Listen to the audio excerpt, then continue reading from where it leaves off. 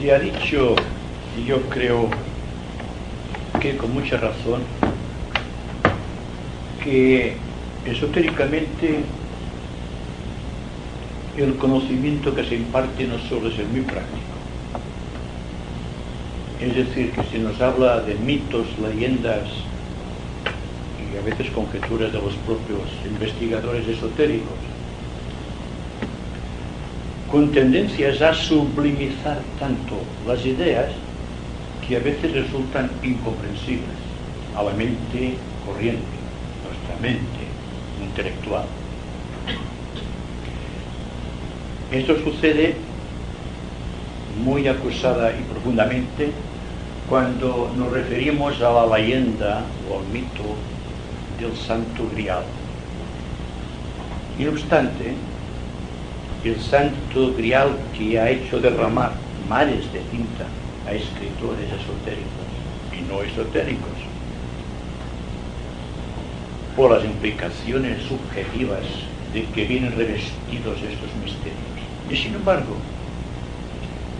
desde un ángulo profundamente humano, comprensible a nuestra visión, a nuestra comprensión actual, es algo sencillo,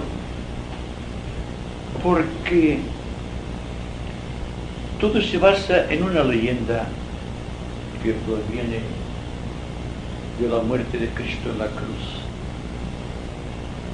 en la cual se dice, hablo por oídos ajenos, no por experiencia, que uno de los grandes discípulos de Jesús de Nazaret, José de Arimatea,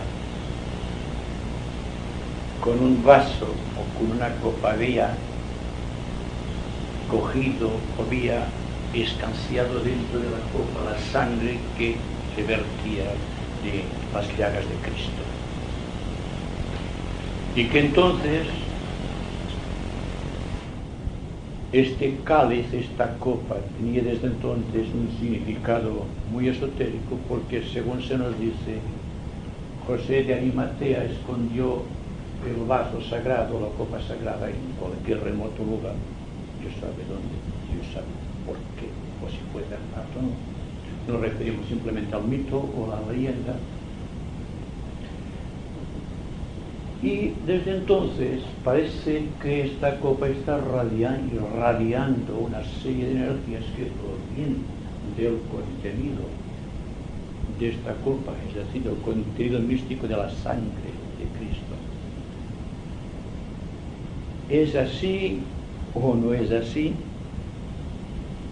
Pero podemos analizar críticamente el significado oculto de la copa. Vemos, por ejemplo, que en toda liturgia cristiana, en el sacrificio de la misa, se utiliza la copa, que viene a ser una copa también la pila del bautismo, que tiene un significado muy esotérico. Y tenemos también que en las pagodas egipcias, en China, por ejemplo, en los templos egipcios, y también los templos griegos, existe también una participación mística de la copa, como ya hablamos en cierta ocasión también del tañido de la campana con efectos mágicos sobre los fieles y sobre el contenido ambiental. Pero los cristianos han llegado a comprender el significado de la copa y de la hostia sagrada, tal como está tratando de representar el sacerdote. Tengo que decirle a ustedes que esotéricamente no se da mucho valor tal rito cristiano hoy día, no porque carezca de significado esotérico, sino porque falta santidad en los sacerdotes. Porque en realidad el Santo Grial es el cuerpo del ser humano, es decir, el cuerpo místico o el cuerpo de misterios del ser humano, con la participación mística de la mente, del cuerpo emocional y del cuerpo físico.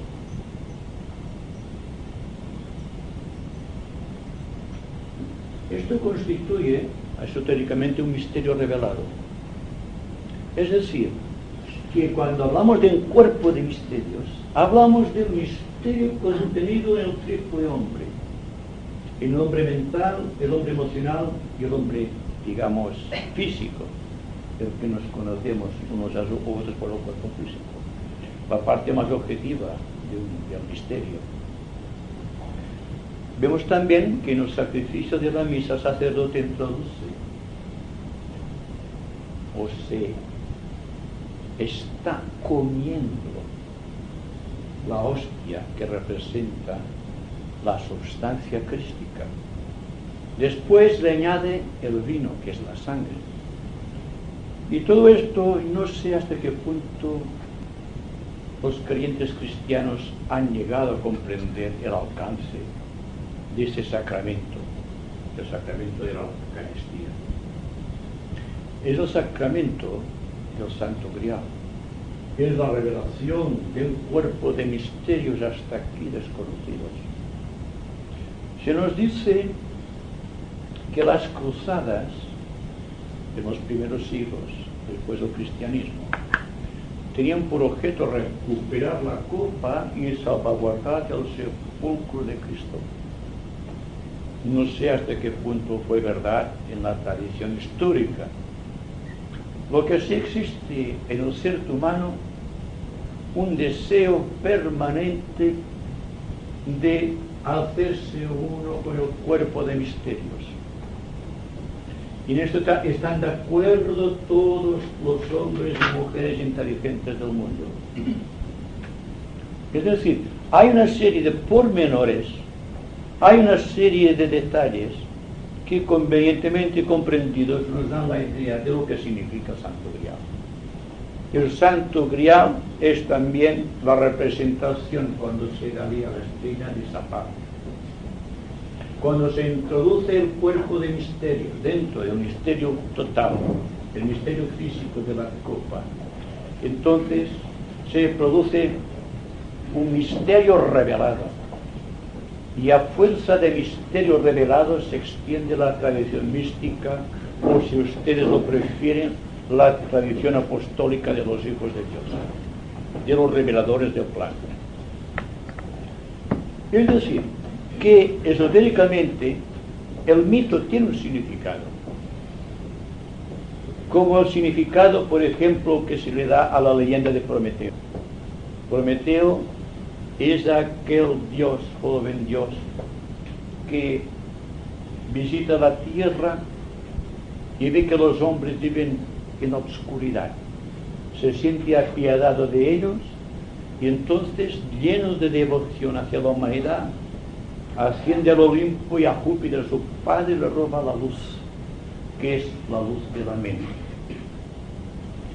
Y se nos da esta alegoría, este mito, esta simbología, de una manera muy subjetiva. Pero después vemos que realmente existe una participación externa de misterios en la vida del ser cuando alcanza la individualización, cuando el hombre animal se convierte en un ser humano. Es decir, que cuando Prometeo ha robado a Júpiter por rayos de luz que serán la mente de los hombres, ha constituido este cuerpo, el cuerpo mental. Existía un cuerpo físico y un incipiente cuerpo emocional. En el momento en que se produce la individualización, el misterio latente empieza a tomar fuerza. Y entonces el hombre ya no es un detalle histórico, sino que es el ser que empieza a crear la historia, con la participación ya consciente del karma, que desde aquel momento será individual, será libre, será hecho a imagen y semejanza del propio ser. Ya no depende de un alma grupal, depende de sí mismo. Y esta dependencia de sí mismo o autoconciencia es la iniciación de la individualización, cuando el hombre animal se convierte en un ser humano. Tenemos entonces que la representación mística del cáliz es el cuerpo de misterios menores. El hombre, cuando comprenda exactamente su mente, su cuerpo psíquico o cuerpo emocional, y se dé cuenta de que el cuerpo físico solamente es un receptáculo de las energías que vienen de la divinidad, de niveles cósmicos, entonces empieza a participar activamente en misterios superiores. Y entonces a partir de aquí existe ya un contacto con aquello que llamamos el verbo. Hasta aquí el hombre tenía tres cuerpos. Era consciente, autoconsciente de un cuerpo físico. Tense en cuenta que nos vemos, somos autoconscientes del cuerpo físico, pero al llegar a tal nivel emocional no somos autoconscientes, somos conscientes de las emociones. Autoconciencia significa control, significa dominio, significa participación activa del verbo en la vida de aquel cuerpo. Teniendo en cuenta que la mente, la emoción y el cuerpo físico no son el verbo,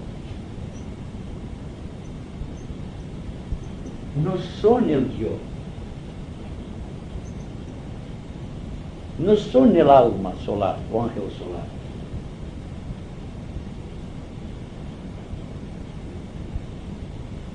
Sino que son tres entidades completamente independientes, que trabajan a su propio ritmo, que tienen una vida propia, que reaccionan según ciertas características y que por lo tanto nada tienen que ver con el verbo. Vemos entonces que el grial, no digo santo grial, el santo grial es cuando el verbo se introduce en el cáliz y el cáliz empieza a brillar, empieza a divinizarse. Pero cuando existe solamente una participación de vehículos, el vehículo mental, el vehículo emocional y el vehículo físico, existe solamente una vida elemental, porque no existe una conciencia organizada que controle la mente, la emoción y el cuerpo. El hombre solamente, se da cuenta de su cuerpo físico, no se da cuenta de que él también participa y debe participar activamente en el control del cuerpo emocional, el más activo en la actualidad, en la humanidad. Y el campo más difícil para el discípulo, el kurukshetra, tal como se le llama en el lenguaje esotérico, que significa el cuerpo de más tensiones dentro del individuo. Pero cuando en virtud de la participación activa del verbo, ya introduciendo la chispa de la mente en el cerebro incipiente del hombre animal, cuando el animal, hablando simbólicamente, que anda en una posición horizontal, endereza su columna vertebral, se produce el fenómeno de la individualización. El hombre es un ser que no solamente forma parte de la historia, sino que crea la historia. Al crear la historia empieza a tener un cierto sentido el cuerpo de misterios que llamamos mente, emoción y cuerpo físico. Cuando los antiguos alquimistas buscaban la piedra filosofal, cuando los cruzados, los templarios, los rosacruces, los señores de la tabla redonda, los caballeros de la tabla redonda, o cuando Argos buscaba el velocino de oro, exactamente lo que buscaban era el verbo, no buscaban la copa. La copa, el misterio grial, el misterio contenedor de la sangre de Cristo, es solamente cuando el verbo se introduce dentro de la copa, dentro de la mente, y entonces empieza a brillar. El verbo está aquí. Y entonces desaparece, solamente queda la estrella de 5 puntas. que es la estrella monádica flotando siempre encima de la cabeza del iniciado, como símbolo de participación en los misterios mayores o de Shambhala. Es decir, que cuando ustedes lean, escuchen o traten de interpretar el misterio real, háganlo sencillo. Porque si una verdad esotérica no puede simplificarse, deja de tener carácter práctico para el individuo o para la humanidad. Por lo tanto, el Grial lo estamos buscando constantemente. Yo diría a ustedes que el Santo Grial es Shambhala, la casa del Padre. Y todos los seres humanos, yo diría que la naturaleza entera, en sus reinos, razas y especies vivientes, están buscando todos la casa del Padre. Y la casa del Padre es aquella luz que irradia al Señor del mundo, y en donde existe una participación activa, cuando existe un misterio revelado, visto esotéricamente, se ve siempre al iniciado como una copa dentro del cual se va introduciendo el verbo. En la medida que el verbo se va introduciendo en la copa, sucédense las iniciaciones.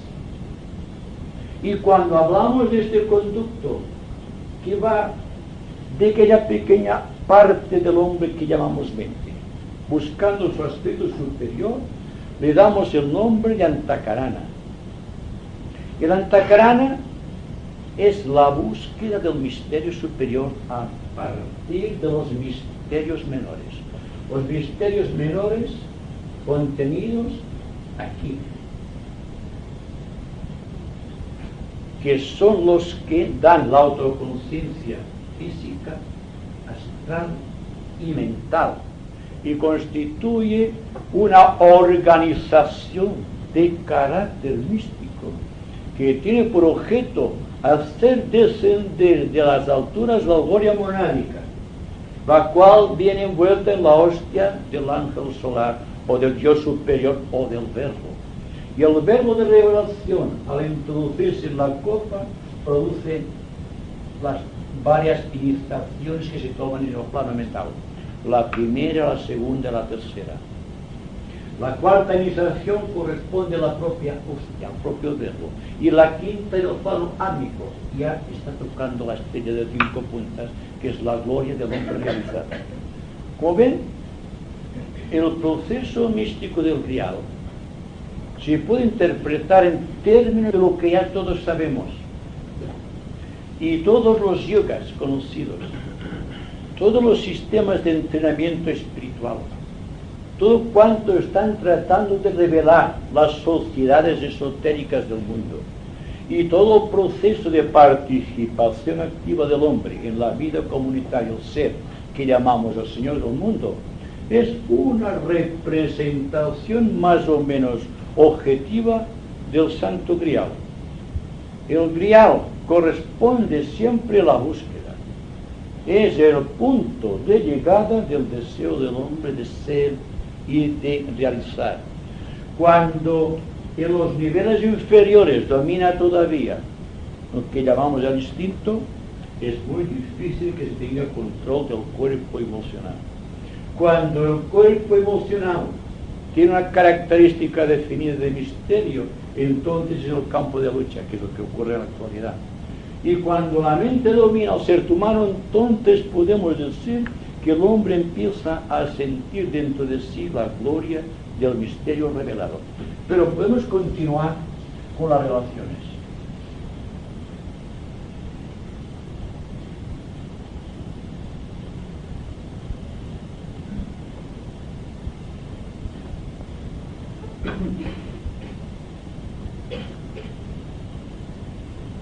Aquí se nos podría formar ahora una imagen de esos días.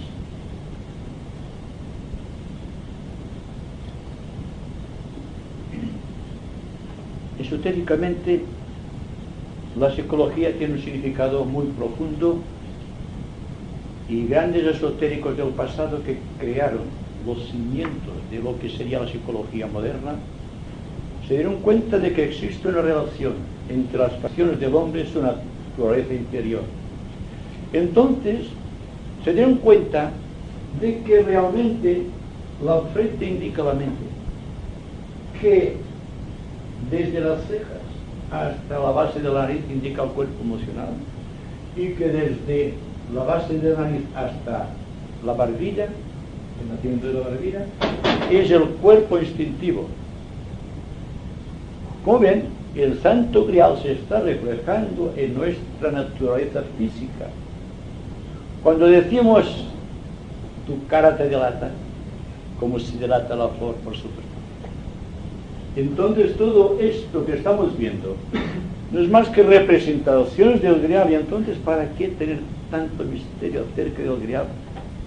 Si todo cuanto buscaba la persona en su vida era sublimizarse al punto de crear un punto de relación entre este centro, que es el centro ajna, y el centro coronario, y este trazo o este sendero que va, esta línea de luz que va del centro ajna al centro coronario, se llama técnicamente la antacarana, que es este punto que va desde los límites o la periferia de la copa hasta el verbo revelador de la conciencia.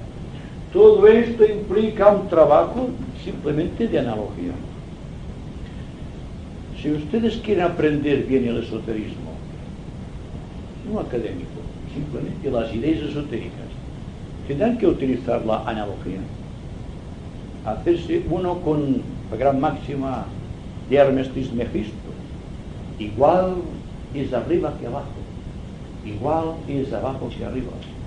Y existe una participación activa de misterios que van del macrocosmos, de la divinidad, al microcosmos, el ser humano.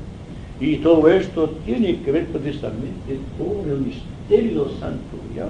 ¿Y cuántos misterios no existen dentro de la liturgia cristiana, que todavía ha sido comprendida por aquellas personas, incluso por los sacerdotes, que día tras día están tratando de revelar un misterio? Esotéricamente se dice, no basta con conocer todo el misterio, no basta conocer todo el sacramento. El individuo debe convertirse en el propio sacramento. No basta que sepamos lo que es el Santo Grial. Preguntarnos, ¿qué es lo que tengo que hacer? Si el conocimiento es tan tenue, tan nebuloso que no nos damos cuenta, que lo que implica el esoterismo práctico es llevarte una vida lo más correcta posible, que los conocimientos son subsidiarios, que no tienen una importancia capital en la vida esotérica, que son pequeños puntos de luz que cada cual puede adaptar a su propia naturaleza y a su propio destino, pero que en líneas generales no tienen el valor de la revelación en la vivencia cotidiana. Antiguamente se creía que para entrar en unas ramas se tenía que poseer muchos y grandes conocimientos esotéricos, que la persona, por el solo hecho de ser un conferenciante, un escritor esotérico, ya tenía abiertas las puertas de las ramas. Se dio cuenta entonces el discípulo en cierto, o el aspirante espiritual, que no bastaba el conocimiento, que el conocimiento solamente tiene una pequeña parte de valor aquí, pero que lo que interesa es que lo poco que vamos asimilando se convierta en algo práctico. Si después de una conferencia esotérica continuamos igual, ¿de qué nos sirve la conferencia esotérica? Pero, ¿y si vivimos la experiencia desde un principio hasta el fin? La experiencia del conocimiento, desde que se inicia la idea hasta que se desparrama en una cantidad prodigiosa de conocimientos concretos o de pensamientos. Sucederá lo inevitable, que por vía infusa, por vía interna, algo en nosotros irradiará al exterior lo que es el cáliz. Es decir, que la cantidad, hablando siempre simbólicamente, la cantidad de verbo que hayamos logrado introducir dentro del cáliz del cuerpo, de la mente y de la emoción, se convierte en irradiación. Y esta irradiación se convierte en una luz tenue al principio, que va alcanzando un brillo hasta que el maestro se da cuenta. ¿Quién dice el maestro? Los grandes intérpretes de la voluntad de Dios aquí en la tierra. El darse cuenta, el maestro, de que empieza a brillar el lado del discípulo, es cuando empieza a fijarse, es cuando existe lo que llamamos técnicamente discípulo en probación o discípulo en observación. Si va creciendo la intensidad del verbo dentro del grial de la conciencia hasta extremos más dilatados, más magnitud e intensidad de luz, entonces el maestro se da cuenta de que realmente hay una promesa para la jerarquía, y entonces lo acepta en sus ramas. Y tras un breve periodo de tiempo dentro de las ramas, en los niveles periféricos de las ramas, debe demostrar a aquel discípulo que ha sido admitido que realmente está capacitado para permanecer en las ramas. Si continúa introduciendo verbo de luz dentro de sus vehículos, hasta que hasta cierto punto empieza a colmarse la copa, entonces se le admite en el corazón del maestro, se le llama el discípulo escogido, se le llama el discípulo predilecto o el hijo del maestro. Y entonces a partir de aquí viene todo cuanto sucede más allá de la copa, que tiene que ver solamente con el verbo, que es la iniciación. Y las iniciaciones son grados de grial que van extendiéndose en ondas concéntricas a través del tiempo y del mundo y del espacio. Es esto llevado fuera. Es decir, el verbo se ha santificado dentro de la copa, pero la copa ha demostrado capacitada completamente para emitir la fuerza del verbo. Se establece entonces la unión verbo-cáliz. Y de la unión del verbo cáliz surge el tercer factor, la mónada. La mónada es el espíritu en el hombre, es la esencia, lo más elevado que puede concebir el hombre dentro de sí mismo. Es al propio tiempo una chispa de Dios que trata de ser consciente a través de la copa humana. Es decir, que todas las iniciaciones son revelaciones del Santo Grial, y que el Santo Grial está oculto, hablando simbólicamente, en Zambala, allí donde la voluntad de Dios es conocida. Y de todo este contenido místico, de la revelación de misterios menores que se van haciendo mayores, conforme el verbo se va introduciendo en la copa, surge el hombre divino, el maestro de compasión y de sabiduría. Se pasa del cuarto al quinto reino, y entonces a partir de aquí solamente existe luz, amor y poder dentro del corazón del iniciado. Ya nada tiene que ver con la copa mística, tiene que ver solamente con el verbo. Y este verbo tiene tanta importancia para un maestro que la copa ha dejado de tener ningún valor. Cuando se administran los sacramentos de la Eucaristía, se darán ustedes cuenta de que se da importancia al cáliz por los ornamentos, por la belleza, el arte y por el valor de los metales y de las piedras incrustadas en cáliz, lo cual es el gran error del cristianismo, que ha nacido de la perfecta humildad del verbo y que nada tiene que ver con la riqueza ornamental de la copa.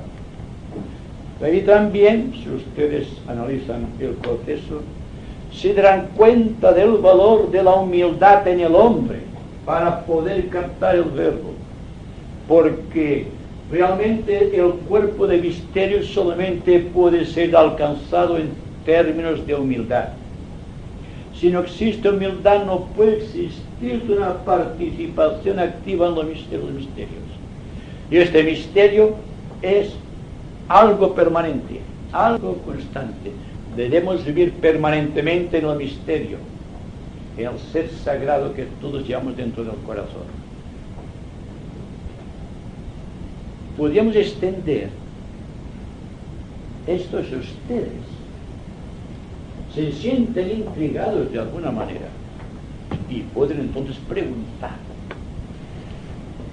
porque siempre existe un vacío dentro del corazón. Quizá el vacío no se llene con los conocimientos que se imparten más o menos correctamente aquí, pero al menos existe una participación activa que surge de aquel gran vacío hasta que se condensa en una participación consciente.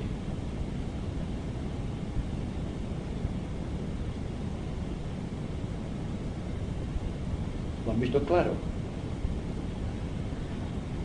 No hay ningún vacío. Yo sí tengo una pregunta, aunque no sé si realmente tiene una estrecha relación con lo que usted ha hablado, pero yo me pregunto desde hace tiempo si el individuo, cuando ha alcanzado el quinto reino, y como usted dice, solo haya venidas de luz y amor, entonces si observamos esta analogía de cómo es arriba es abajo, si el individuo aquí en el cuarto reino realmente vive dentro del dolor por alcanzar unas metas, ¿no supondrá que para un individuo que está viviendo en el quinto reino ha de existir, por este mismo motivo de la analogía, también un sufrimiento aunque diferente? Bueno, el sufrimiento siempre está en los vehículos. No tiene que ver con lo raro. No sé si lo he dicho anteriormente. La luz no puede tener karma, hablando simbólicamente también. Ahora, aquello que constituye el cuerpo de manifestación o cuerpos de manifestación del hombre, por aquello que decíamos anteriormente, de que existe una entidad, esto un elemental mental,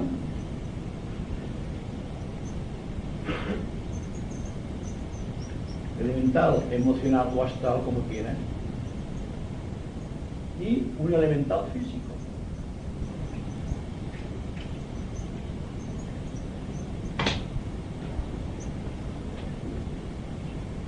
Cuando este triple cuerpo, mental, emocional y físico, que no es el yo, sino que son entidades con autoconciencia dentro de su propia estructura. ¿Se han preguntado ustedes qué hace el cuerpo mientras ustedes están durmiendo? Si tiene frío se tapará, si le pica el brazo se rascará y ustedes no se dan cuenta. ¿O se dan cuenta ustedes de que están ustedes realizando la digestión? O que están respirando, simplemente. Este elemental físico se cuida porque es su cuerpo, es su creación. Y todo cuanto atañe al cuerpo se siente realmente celoso de su posesión. Y naturalmente, como el elemental físico está creado por naturaleza física, sustancia física, material, su tendencia es en esta dirección. Pero como que la tendencia del alma en encarnación es hacia arriba, ¿qué pasa? Este es una fuerza que va impeliendo al alma hacia arriba, pero el elemental físico está impeliendo hacia abajo por la gravitación de la propia sustancia, de la materia. Entonces existe una lucha entre el alma en encarnación y sus vehículos de expresión. Y a esta lucha, a esta resistencia de la materia a la voz del espíritu es el karma, es el dolor, el sufrimiento. Lo mismo ocurre con el elemental emocional, que tiene sus tendencias, sus propias singularidades, que reacciona a su manera. O ustedes pueden controlar el deseo. Si ven algo, ustedes se sentirán atraídos de aquello, pero realmente así no será el elemental emocional quien se siente atraído hacia algo y hacen que ustedes desciendan a realizar aquello que sugiere o que imperativamente reclama el cuerpo emocional. Lo mismo que el cuerpo físico, su tendencia es la materia, es la cristalización, es la exteriorización o el cumplimiento de sus deseos, grandes y pequeños. ¿Y qué ocurre con el elemental mental? Ustedes pueden controlar la mente. Cuando ustedes están pensando, pueden detener el pensamiento. ¿Por qué? Porque ustedes no son el pensamiento. Y el pensamiento igualmente, que los demás elementales se están tirando a ustedes hacia abajo. Y el tirar hacia abajo es lo que llamamos el intelecto, el afán de conocimientos, el egoísmo de poseer en algún nivel, como si el verbo tuviese necesidad de estas cosas. Entonces, cuando existe un elemental mental que nos arrastra hacia los pensamientos inferiores, cuando existe un elemental emocional o astral que nos arrastra hasta los deseos más íntimos y a veces más negativos, o cuando existe un elemental físico ávido de sensaciones en sus niveles, entonces existe un alma aprisionada, y la prisión del alma es el karma. Solamente cuando, decíamos antes, empieza el individuo a darse cuenta de que él no es el cuerpo, que no es la base de la culpa, cuando se da cuenta de que él no son los deseos, que es el soporte de la culpa, y cuando se da cuenta de que su mente tampoco es él, sino que lo que es el contenido o el conteniente de la copa es algo aparte. Cuando ya no dice yo como, yo ando, yo hago esto o hago lo otro, sino que dice mi cuerpo hace esto, hace lo otro, pero con conciencia de integridad. Y cuando dice yo no deseo, es mi cuerpo de deseos que me inspira hacia ciertas direcciones. Y decimos mi cuerpo emocional está deseando esto o aquello. O cuando la mente está pensando y decimos mi mente piensa, no yo pienso. Es decir, que el yo se desarticula, se inhibe completamente de sus vehículos de expresión y se convierte en un regidor perfecto de su tipo de vehículo. Significa que controla el elemental mental, el elemental emocional y el elemental físico, que es todo cuanto está aquí dentro, un contenido místico de la copa. Y cuando haya llevado adelante este proceso hasta un punto determinado, entonces surge la luz a través de gracia. El cuerpo físico está completamente controlado por el elemental mental, controlado por el alma, y el elemental mental está controlando las emociones. Y todo esto constituye el campo de la psicología, aunque no se diga. Hablando de la teoría de la subconsciencia y de la conciencia de la supraconsciencia. Y naturalmente cuando se habla de la supraconsciencia tenemos que hablar del verbo, no simplemente de la copa. Decimos también lo que decíamos aquí acerca de la forma que tiene el individuo, porque el individuo, cualquiera que sea su grado espiritual, su sexo o su forma esférica, externa, siempre es un representante objetivo de misterios. El misterio de la mente, por ejemplo, y esto lo sabe mucho la señora Montserrat, está en la mente. Y la mente tiene también su participación activa en los misterios. Y el cuerpo emocional y el cuerpo físico, precisamente. Esto es muy interesante porque es tan fácil de comprender. Ahora bien, la dificultad es cómo puedo controlar este triple cuerpo. ¿Cómo puedo controlar el cáliz? A fin de que al controlar el cáliz, el verbo se sumerja dentro de la copa. Y entonces la sangre de Cristo, que es la mónada, puede radiar y convertir al ser humano en un testigo de la luz y en un servidor del plan. Pues simplemente haciendo las cosas correctamente. Y para esto no existe modelos de enseñanza esotérica y tratados de yoga. Como les decía, Una persona puede ser muy inteligente y no puede tener acceso en unas ramas.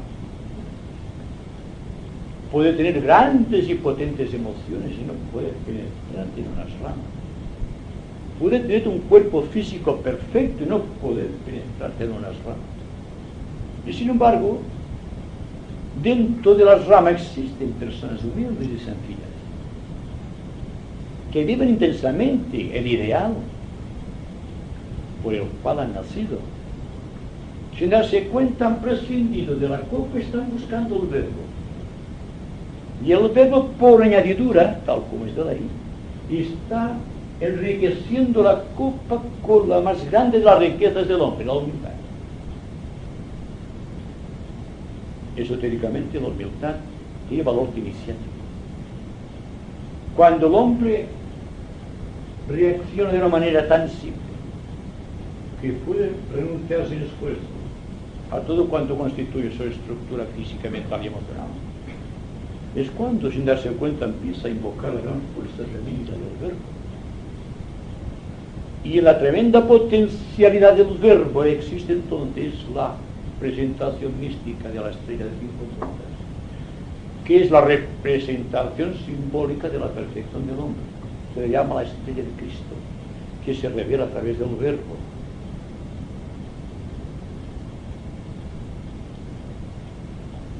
Yo creo que una pregunta. Si el grial es la representación del ser humano, los ángeles se podían representar igualmente a través de... Sí. Pero al mismo nivel. Los ángeles, bien, hay ángeles inferiores y superiores. De momento, podemos decir que al decir elemental, nos referimos a una categoría de seres que llamamos devas. Hay devas superiores o ángeles superiores y ángeles inferiores. Cuando se constituyó el cuerpo físico fue porque una entidad física, a requerimientos del yo, fue aglutinando materia hasta constituir un cuerpo definido. Y a esto lo llamamos el elemental físico o el deva físico. Cuando se está construyendo el cuerpo emocional, debido a ciertas razones del verbo, al vibrar, de acuerdo con la potencialidad espiritual del aspirante o de la persona que va a reencarnar, entonces existe por irradiación o por magnetismo una atracción de los devas emocionales. Y uno de tales devas emocionales es el que se cuida de construir el cuerpo emocional. Y lo mismo ocurre con el elemental mental, que es un deva superior al físico y al emocional, destinado a crear la mente del hombre. Es decir, uno crea, digamos, lo que es la copa en sí, donde se continúa el verbo. Otro realiza el soporte. Y finalmente, el más atrasado dentro de la escala evolutiva de valores psicológicos está creando la base, está creando un cuerpo físico. Todo se puede interpretar espiritual, atma, buddhi y manas. Y la esfera de cristal de roca significaba la mente del hombre cuando estaba plenamente desarrollada. Pero en los misterios atlantes, cuando realmente existía un misterio iniciático, encima de esta semiesfera de cristal de roca tallada por métodos desconocidos todavía por los seres humanos, encima de esta semiesfera de cristal de roca estaba una esfera de oro maciza que se mantenía por la levitación, por el control ejercido por los ángeles. La levitación siempre es el poder que tiene el hombre sobre la ley de gravitación. Y la ley de gravitación es una particularidad de la materia, es decir, de los ángeles inferiores, de la sustancia de los tres mundos, pero los más inferiores. Cuando estaba la congregación de participantes en el misterio, y había unción, devoción, entusiasmo y comprensión, entonces, a cierto mantra específico, la levitación dejaba al poder a la antigravitación y a la gravitación perfecta y descendía la esfera, es la esfera de oro macizo, dentro de la copa. Entonces la copa brillaba en todo su esplendor. Y cada uno de los rayos que surgían por irradiación eran devas. Los devas que crean la luz, que crean el aire, que crean todos los elementos físicos conocidos, participaban en los misterios. Y aquí, no sé si ustedes se darán cuenta, se está realizando un misterio. ¿Cómo creen ustedes que puede llegar mi voz a ustedes? Existe una participación débica en el ambiente que permite que mi palabra física llegue a ustedes. La telepatía es el agente que utilizan los ángeles administrativas del plano mental para llevar a través del éter los pensamientos de unas personas hacia otras. Es decir, que el Deva participa en todo y en todas direcciones y en todos momentos en la vida de la naturaleza.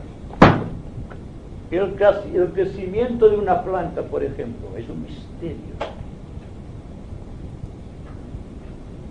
Todo cuanto existe realmente es un misterio. Como el Santo Grial es un misterio, pero una vez ves lo fundamental del misterio, cuando el misterio se ha convertido en objetivo y comprensible, deja de ser un misterio. Lo sobrenatural es solamente la falta de información científica de los hechos. Y todo cuanto estamos realizando aquí es una participación nuestra con los devas, con los ángeles, en ciertas direcciones. El misterio del crecimiento de una planta es idéntico a como un elemental físico, utilizando la fuerza de los átomos permanentes del hombre, físicos, emocionales y mentales, está creando un cuerpo, la imagen y semejanza del ego que está encarnando. Y esto lo hemos dicho muchas veces aquí. Hemos explicado paso por paso lo que significa el cuerpo físico, lo que significa el cuerpo emocional, el cuerpo astral, lo que significa la mente. Y hemos hablado también, ¿por qué no?, del verbo. Precisamente, prefiero siempre hablar del verbo hacia la moneda que del verbo hacia el cuerpo de misterios menores. Porque cuando existe una explicación no científica, muy intuitiva, muy abstracta, muy aparentemente lejana, acerca del verbo, automáticamente el verbo de todos ustedes responde. Y eso es algo que ustedes podrían comprobar.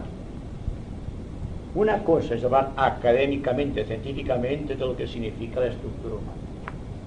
Y otra cosa es hablar de lo que constituye la causa de todo esto. La causa de invocación de estas fuerzas elementales que han creado los cuerpos, a través de los cuales nos estamos manifestando. Y todo ese proceso se va llevando a cabo por un proceso místico, precisamente, a través de una serie de relaciones entre nosotros y la naturaleza a través de los devas.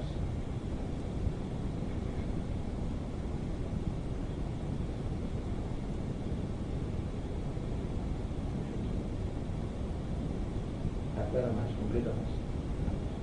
No, por lo que estaba diciendo, entonces parece que antes había una mayor comunicación de los devas con los hombres. La pregunta es por qué ahora no lo hay tanto. Sí que existe, lo que no somos conscientes. La mayor introducción de devas al plano físico fue cuando se inventó la electricidad, es decir, cuando se descubrió el mecanismo de la electricidad, cuando Edison se dio cuenta de que a través de un conducto positivo y negativo, dentro de una esfera vacía con filamentos metálicos, se podría producir el fenómeno de la luz. Y es un fenómeno débico, como el que utilizaban los transmutadores alquímicos de la Edad Media, que a través de ciertos conocimientos esotéricos podían transformar los metales fríos en oro. Pero si conocemos algo de química y si conocemos el valor de los elementos, es decir, de los elementos que constituyen todos los elementos químicos, digamos, que constituyen la vida de la naturaleza, nos damos cuenta de que es posible realizarlo. Por ejemplo, el mercurio y el oro están casi 79-80 protones. O por ejemplo el platino, que está en una escala superior. Pero como el platino es más caro que el oro, no interesa. Teniendo como tiene 76 protones y 76 electrones de 79 que tiene el oro. Entonces, debe existir forzosamente un elemento universal, sintético, que pueda disasociar a voluntad cualquier grupo de elementos químicos para constituir otros. A partir del mercurio el hombre fabricó oro, pero era más caro el procedimiento que comprar el oro. Se nos dice que existe un metal especial que esotéricamente se llama el león amarillo, que con una pequeñísima cantidad sobre el plomo lo puede convertir en oro, o con el hierro. Y creo que muchos de ustedes habrán visto en la televisión un tal conde de San Germán, así se hacía llamar, que ante las cámaras fabricó oro a partir del plomo. Pero la transmutación alquímica verdadera no es transformarte un elemento de cobre, por ejemplo, o de plomo en oro, sino convertirte en oro el plomo de la conciencia escasa de vibraciones superiores que todos poseemos. Y es la clave del Santo Grial, precisamente. La búsqueda del verbo a partir del yo superior es la base de la verdadera transmutación. Hablamos solamente en términos comprensibles acerca de cómo un misterio puede revelarse. Entonces, sabemos que cuando se llega al átomo de hidrógeno, aquí hay un misterio, hay un protón en el núcleo y un electrón oscilante. Es el elemento químico conocido más sutil, más ligero. Es la base de la química moderna. Pero si examinamos el átomo de hidrógeno en forma clarividente, veremos que existen 18 partículas más pequeñas que esotéricamente toman el nombre de anus. Y estos anus son el verdadero milagro, porque son débicos. Es decir, que cuando se llega al átomo de hidrógeno, ya hablaremos más extensamente sobre este misterio, existen 9 cuerpos positivos y 9 cuerpos negativos, actuando en forma sintónica. Si se examina un anú o átomo eutérrimo, se ve como un corazón palpitante. Un lado es positivo y el otro es negativo, pero en el centro del propio anú o átomo eutérrimo hay un pequeño punto vibrante. Es el mismo que produce la luz cuando un cabo positivo y otro cabo negativo se encuentran. No hay un rechazo, hay un equilibrio. Y el mismo equilibrio que existe en el corazón de un átomo eutérrimo es un Dios. Es esta pequeña luz. Entonces, el Deva preside todo misterio de la naturaleza. Y nosotros estamos viviendo indiferentes a la fuerza de Dios. Y no obstante, nuestro cuerpo ha sido creado por los Devas, o por los ángeles, como ustedes lo prefieran. Nuestras emociones son angélicas, el deseo es angélico, aunque inferior todavía. Y la mente también es un contenido débico. Y si fuésemos analizando el misterio, veríamos que todos los planos del universo están regidos por arcángeles, que cada subplano del universo está regido por ángeles, que los ángeles controlan los reinos, las razas y las especies vivientes, y todo es dinámico. Es decir, que todo está ante nuestra panorámica. Solamente hay que abrir los ojos para ver y los oídos para oír.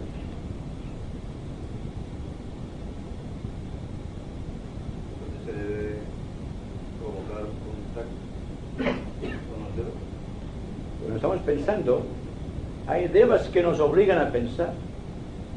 Y hemos hablado aquí muchas veces acerca de los egregores. Un egregor es una fuerza elemental que inicialmente fue un pensamiento o un deseo del hombre. Si el deseo es mantenido, se convierte en un hábito. Y el hábito es un elemental, es una fuerza débil, que a veces tiene más poder que nuestra propia voluntad. Es decir, que si vamos analizando concretamente todo cuanto tenemos a nuestro alrededor, cuánto poseemos internamente y lo mucho que nos falta por ahí, nos daremos cuenta que el contacto ético se hace imprescindible para el hombre moderno, ya sea a partir de la base química del universo, ya sea para contactar los grandes arcángeles del sistema, o los grandes mahadevas o grandes pitris. Todo es angélico, y la evolución humana y la evolución débica marchan paralelamente, pero marchan de una manera que en determinado punto tendrán que reunirse. Y entonces surgirá un elemento nuevo en la vida de la naturaleza. Existirá el ser andrógeno, mitad hombre y mitad ángel. Desaparecerá la raza humana y desaparecerá el mundo débil. Existirá solamente una entidad, la entidad andrógena, la entidad que llevará adelante el proceso en un universo posterior, cuando todo cuanto cree el Señor del universo vendrá revestido de la voluntad. El amor habrá sido trascendido, el amor tal como lo conocemos actualmente, el amor pasional. Y habrá sido la inteligencia también trascendida, existirá la intuición. Entonces el mecanismo humano actual no sirve. Deberá existir una participación activa en misterios superiores. El hombre no puede estar pendiente del sexo. Y el que dice que no está pendiente del sexo dirá una mentira, porque está en la actualidad, está aquí y por doquier. Porque todos estamos presos en el Kurukshetra, del mundo emocional, el mundo psíquico, dominando las sensaciones del elemental físico. Y solamente cuando la mente empieza a dispararse hacia arriba a través de la antakarana, es cuando todo este contenido empieza a ser sometido a la ley del verbo, no a la ley de la substancia, no a la ley de la materia. Porque el alma en encarnación, el ego, viene a la materia para divinizar la materia, para transfigurarla, para divinizarla. Y lo que hacemos es sentirnos arrastrados por la materia. Y sin embargo, a medida que vayamos estableciendo contacto consciente con los devas, cuando nos hagamos amigos de los devas superiores, entonces todo esto quedará barrido. El conocimiento esotérico cambiará radicalmente. Existirán nuevas formas de apreciación de las cosas. Se desarrollarán poderes psíquicos desconocidos. El hombre perderá peso porque habrá eliminado la gravedad de la substancia. La levitación es un fenómeno natural, no es un milagro. Y cuando todo esto entre en el campo, no de la metafísica, sino de la física elemental, cuando esto se imparte como estudio en las universidades y en las escuelas de primera enseñanza,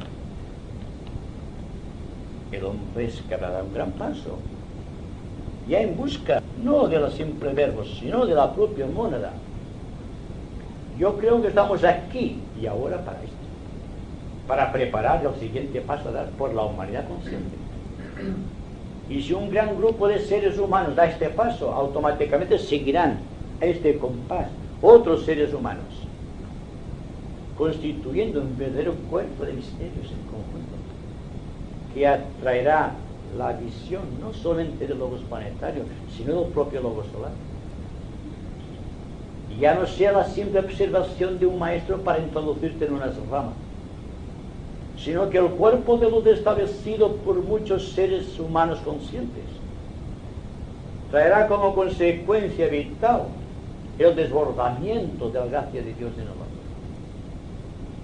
Y estamos siendo observados cósmicamente, permítanme decírselo a ustedes. Y que por lo tanto, el carácter del conocimiento esotérico solamente es para darnos cuenta de algo muy esencial, de que el conocimiento no es un fin en sí, sino que es un medio para establecer contacto con los devas y con los seres superiores de la jerarquía. Yo creo que esto del conocimiento de los ángeles, digamos casi el estupor que produce en gobiernos, yo creo que será producido por la forma que nos han enseñado hasta ahora, las formas que les han dado, y creemos que cuando hagamos contacto con ellos será cuando los veamos. Creo que aquí está el fallo, digamos, de esta, como si dijéramos, época en la que falta, para que otros condicionamientos mentales, no condicionamientos, sino otra forma de pensar y de sentir, hará comprender que no eran así. Los veíamos así porque estábamos incluidos dentro de un aspecto general que nos los ha dado así, naturalmente, para decir que he visto un ángel, hay que verlo de esta forma. Nunca pensamos en que una corazonada, algo que nos advierte de un daño, algo que nos hace ver con anticipación alguna cosa, es una llamada que nos ha hecho hoy. Pero no ha sido en forma de un ser que ve las formas. Esto como nos ha enseñado así, como simbólicamente, para que el ser humano de ciertos niveles lo entendiera. Pero ahora se ha llegado que ya uno ya es un poco mayor, pero tampoco ha llegado el momento en que pueda saber cómo es de la otra manera.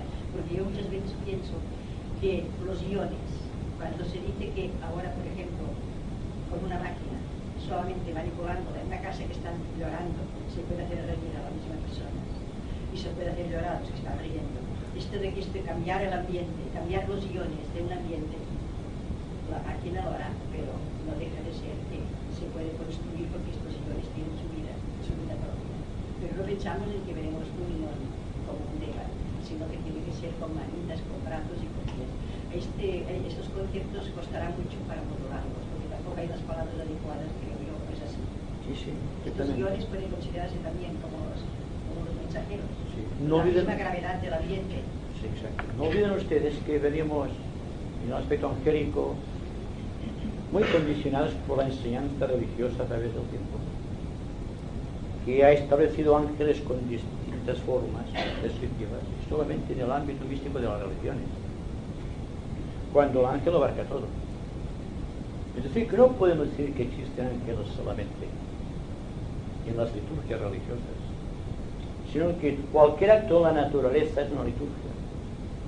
Y aquí, sin darnos cuenta, estamos celebrando una liturgia. Luego existen ángeles aquí. La voz es angélica.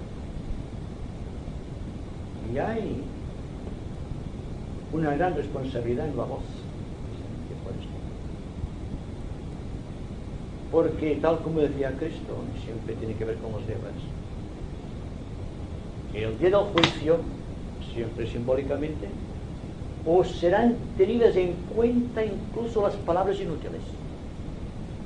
Ya no las palabras, digamos, ofensivas, hirientes o mortificantes,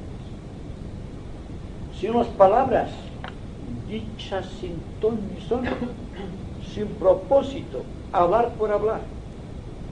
Porque existe una ley angélica que es la ley de economía de fuerzas, que sigue el logos en su intensidad en la estructuración de su universo. Pero si decimos por aquí que estamos llenos de ángeles y no los vemos, diremos, pero tampoco vemos el aire, y el aire está descompuesto en oxígeno y nitrógeno, constituido por elementos químicos.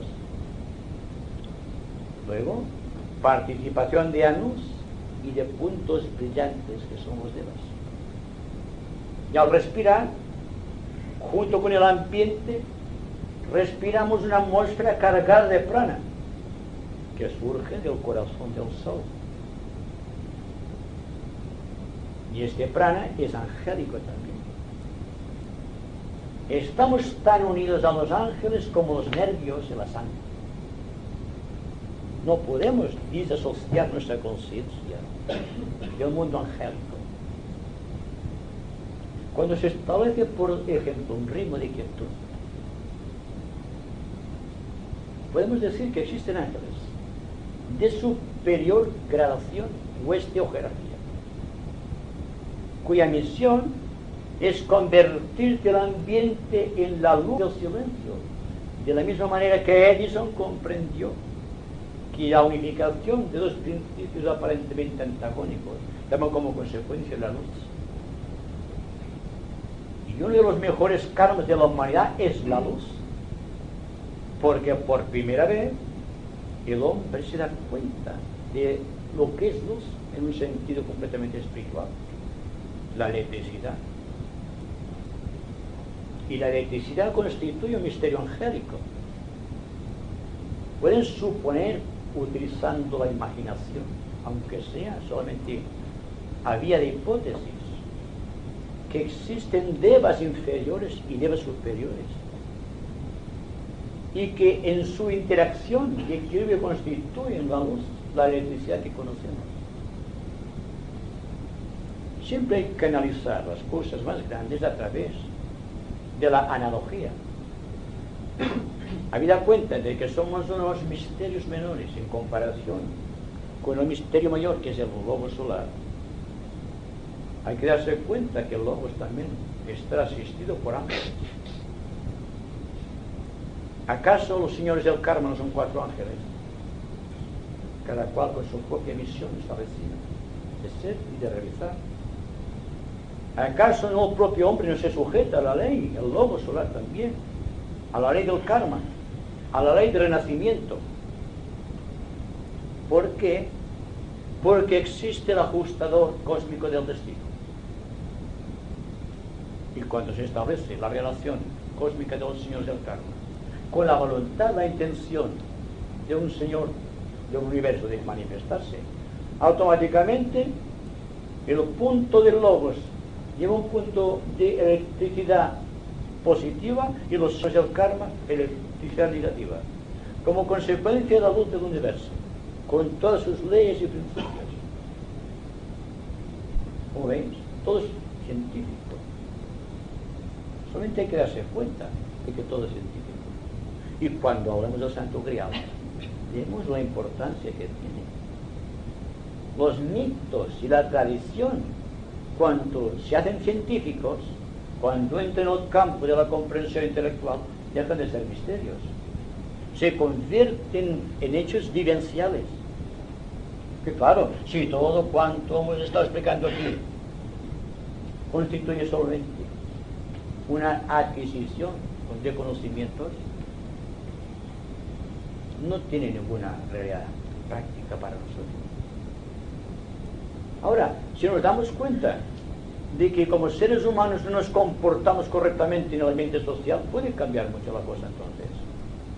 Podemos aprovechar algunos de esos conocimientos, por ejemplo, el de que nos sentimos ligados, aprisionados, condicionados por 3 formas elementales a los cuales estamos apegados. A esos elementales del cuerpo, de la emoción y de la mente. Hay que darse cuenta de esto para empezar a trabajar. No hay más yoga ni más meditación que darse cuenta de que siempre estamos siguiendo una dirección que no es la nuestra. Y que por lo tanto, si nuestra voluntad es buscar rectamente el camino que conduce a la casa del Padre, y al propio tiempo somos conscientes de que los elementales, que los señores de la necesidad, los que crearon cáliz, que están llevándonos por gravitación hacia abajo, es lógico que existe una lucha, es la lucha del discípulo. Y hemos venido a luchar con esto, porque nuestra lucha ennoblece a sus elementales. yendo más al fondo de la cuestión, han llegado a interpretar alguna vez que nuestra alma está tratando de divinizar a esos elementales, ayudar a sus devas inferiores y convertirlos en superiores en virtud de la ley de redención de la substancia. Entonces se abre para nosotros otro campo de responsabilidad. No ya al simple vivir en la sociedad como buenos ciudadanos, como decimos siempre, sino saber que de la responsabilidad del trabajo existe la posibilidad de redención de estos seres que nos han construido los cuerpos y que en relación con ellos somos los logos, y que por lo tanto el logos nunca debe ser menor que el universo que ha creado. A Krishna siempre tiene que ser superior que Arjuna, y Arjuna siempre es el aspecto inferior, siendo Krishna la llamada hacia lo alto.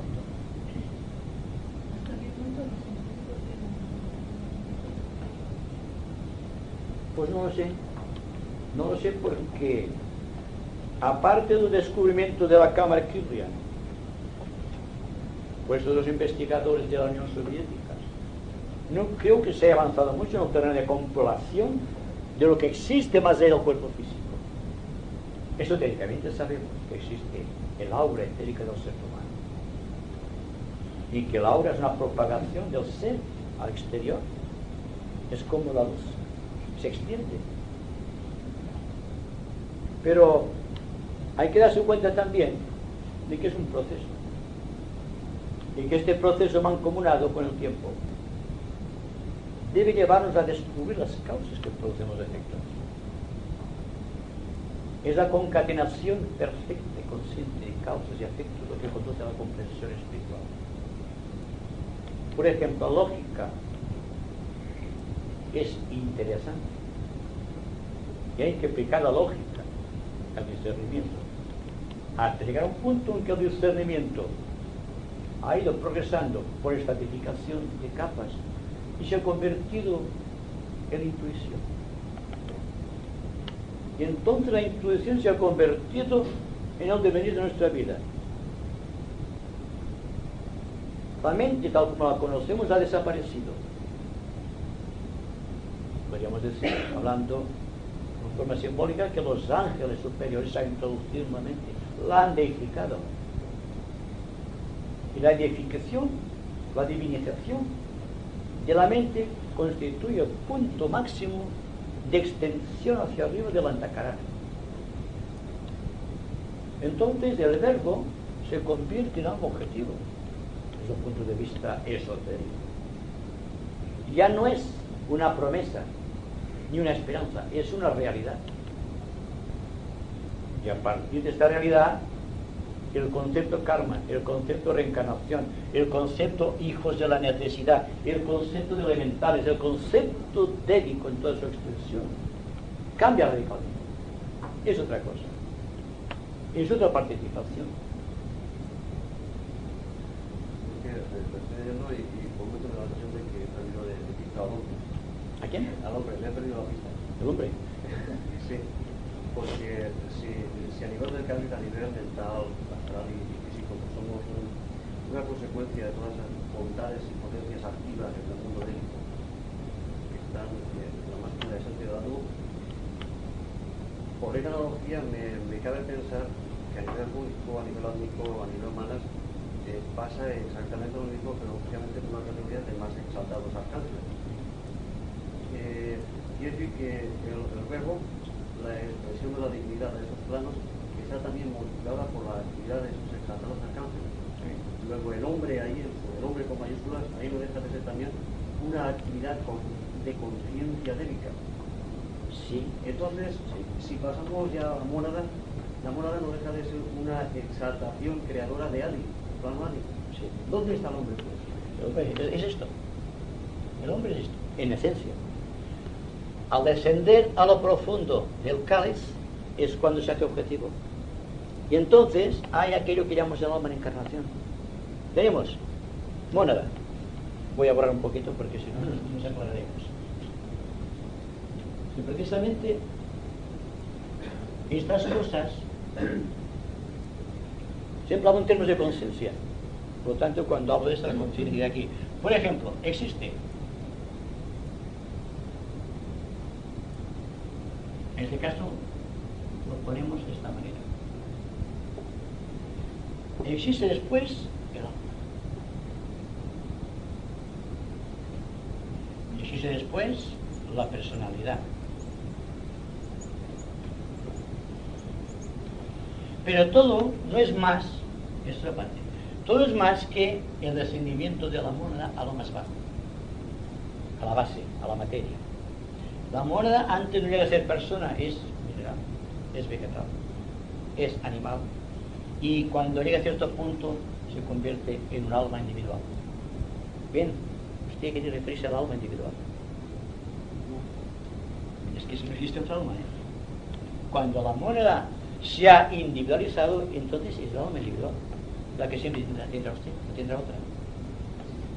Exacto. Bueno, entonces, cuando la mónada desciende, va creando los soportes de la personalidad, de los tres elementales, como os hemos dicho.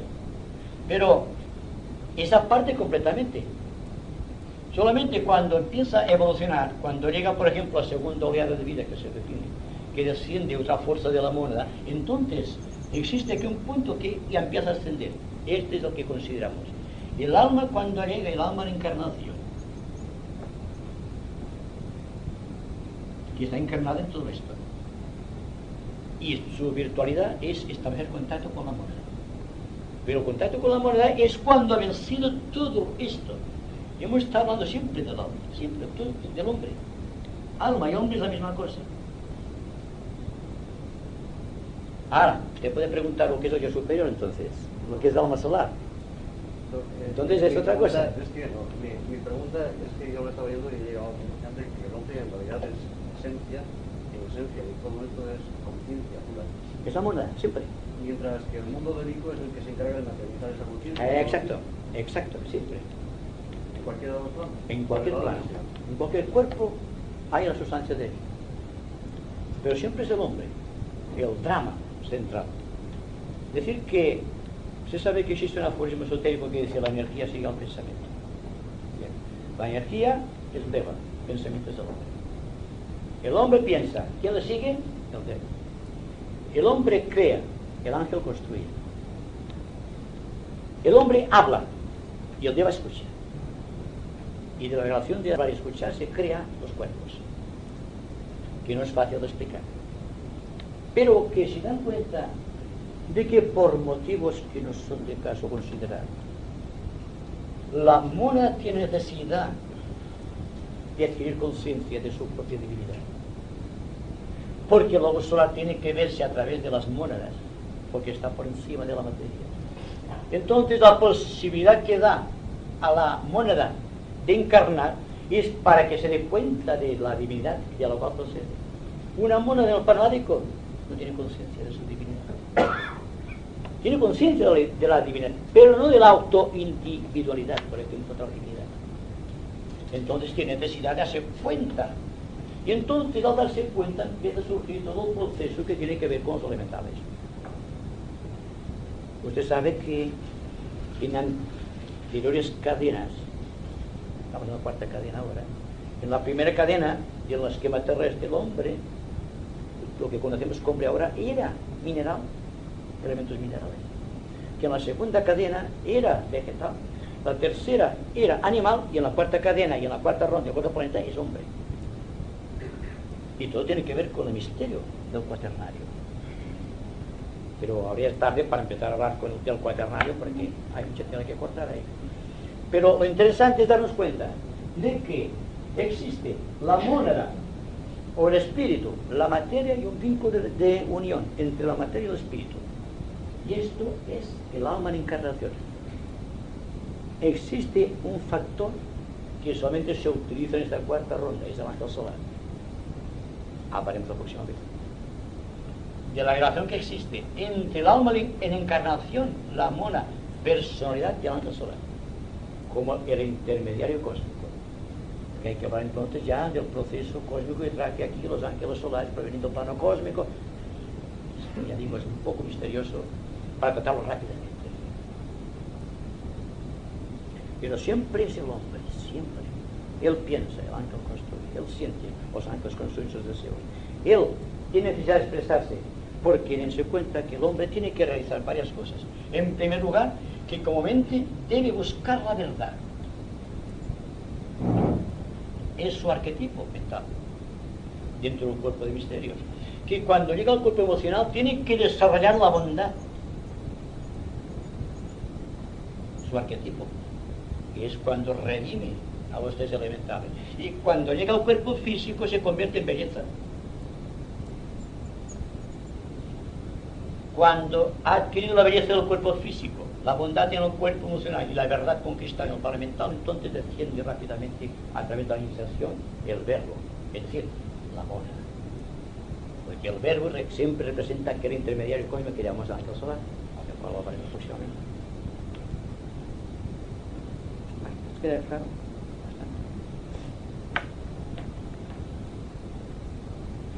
¿Qué ocurre con los tres elementales en el momento del descenso del verbo?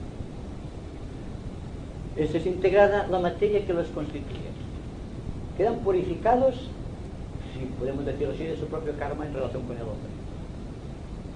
Quedan, por decirlo de alguna manera, divinizados. Es decir, que cuando el cuerpo causal ha sido destrozado por la unión del fuego de Fuad y el fuego de Kundalini, entonces, al destrozarse el cuerpo causal, sucede algo maravilloso en los tres mundos. Primero, el elemental queda liberado sin pasar por el fenómeno de la muerte del alma en encarnación. El físico, el astral y el emocional constituyen tres elementales, pero sin carga kármica, han redimido la materia. Entonces son entidades débicas sin peso y constituyen elementos para ayudar al mundo en su proceso de perfección, como entidades autoconscientes. Y se nos dice que algunos de tales elementales están siguiendo al hombre desde el principio del tiempo. Se nos dice también, y hay que aceptarlo siempre como una hipótesis, que cuando el hombre sea purificado, se hermana de tal manera con los elementales que han constituido sus colaboradores, que cuando crea el universo constituye el aspecto Padre, Hijo y Espíritu Santo. Siempre en plan de hipótesis, porque esto no lo podemos probar, como tampoco podemos probar que la individualización del hombre data de 18.690 años. ¿Quién puede calcular esto? Yo no puedo. Yo solamente puedo decir lo que está a mi alcance históricamente hablando y que pueda recoger mi memoria, ¿verdad? Pues hay que darse cuenta siempre que la vivencia siempre es memoria constante de hechos, cada vez mejores. Y que naturalmente, si estamos de acuerdo con esta cuestión, no hay que dar grandes discursos esotéricos ni místicos y hacer muchas genuflexiones y gestos extravagantes de yoga para darse cuenta de que si nos comportamos correctamente en la sociedad estamos reestructurando el caos, embelleciéndolo. Estamos demostrando simplemente belleza en las actitudes, sin se cuenta, belleza en las actitudes, bondad en los contactos y verdad en los razonamientos. Y a partir de aquí, ustedes tienen todo el campo expedito. Buscarán a Dios a través de no importa qué religión, de no importa qué creencia, o de qué sistema más o menos correcto de yoga o de disciplina mental. Pero el hecho es evidente de que ni los gestos yógicos, ni las meditaciones trascendentales o no trascendentales, que todo compuesto psicológico a nuestro alcance, destinado a favorecer el hombre en su aspecto espiritual, que es hecho comercial, no harán nada para mejorar el espíritu del hombre. Solamente lo encadenarán a meras disciplinas. Y existe mejor disciplina que tratando de ser buenos y adoptar la belleza como suprema guía de la actitud y de buscar la verdad en sí. Eso es práctico, ¿verdad? ¿Qué pasa? Que nos resistimos a ser prácticos, ¿verdad?